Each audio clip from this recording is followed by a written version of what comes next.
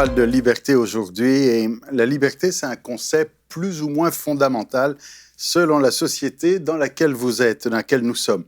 Il y a la liberté de conscience, la liberté d'expression, la liberté de pensée, la liberté de religion. Bref, comme le disait, j'allais dire notre ami, non, on va dire bref, comme le disait Robespierre, liberté, égalité, fraternité. La liberté, aujourd'hui, c'est une valeur fondamentale dans ce qu'on appelle les pays libres.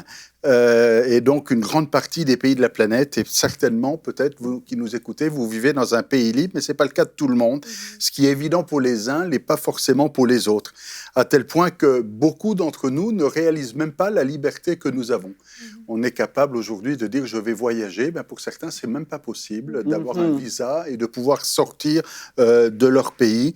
Certains disent bon, « aujourd'hui, je vais à l'église », mais pour d'autres, ce n'est pas possible de sortir et d'aller à l'église et d'avoir même un rassemblement de chrétiens est illégal. Ceux qui sont libres d'aller à l'église pour prier, pour louer, ben d'autres ne sont pas capables. Certains sont libres d'aller sur la place publique, chanter des cantiques, annoncer l'évangile, d'autres ne peuvent pas. On peut même dans certains pays, dans la plupart des pays libres, eh bien, être même sur la place publique ou dans le métro avec un mégaphone et faire du bruit et proclamer fortement le nom de Jésus, alors que dans d'autres pays, vous prononcez Jésus et vous êtes en prison. Donc, quand on parle de persécution de l'Église moderne, eh bien, ça vient, à chaque fois qu'on parle de la persécution de l'Église aujourd'hui, ça vient mettre en contraste notre liberté. Ouais. Quand on voit comment les autres ont une liberté bafouée, eh bien, ça vient nous montrer que nous sommes vraiment dans une grande liberté. Et il ne faut pas oublier que si nous sommes dans un pays libre, eh bien, ce n'est pas le cas pour ceux qui sont dans un pays hostile. Imaginez un chrétien qui habite dans un pays hostile. Qu'est-ce qu'il pourrait vous écrire aujourd'hui? Alors, je me suis fait une petite lettre. J'ai reçu, d'un ami imaginaire, qui pourrait nous écrire « Mon frère, ma sœur, quel bonheur tu dois avoir de pouvoir parler de Jésus à tous ceux qui t'entourent. De montrer librement aux perdus le chemin de la vie, Jésus. Quelle joie doit être la tienne quand on te dit « Allons à la maison de l'Éternel ». Peut-être que certains commencent à baisser les yeux et de dire « Oups, il y en a qui nous envient de cette liberté-là ». Et nous n'usons pas de cette liberté comme eux, ils aimeraient tellement l'avoir. Et nous qui l'avons, on n'a pas trop envie d'aller à l'église ou parler de Jésus à notre voisin, ce n'est pas toujours le cas. Ou même encore, proclamer haut et fort notre foi. Certains n'ont pas le droit de le faire et nous qui avons le droit de le faire, on n'use pas de cette liberté. Laissez-moi vous rappeler le dernier commandement de Jésus.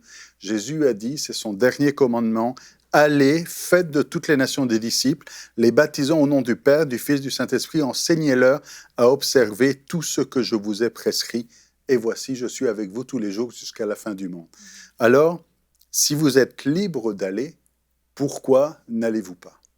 C'est un peu comme la météo. Vous savez, des fois, il y a des gens qui sont passionnés, sont tellement passionnés par le sport. Et ici, il y a des Québécois qui sont capables d'aller jouer au hockey quand il fait moins 30.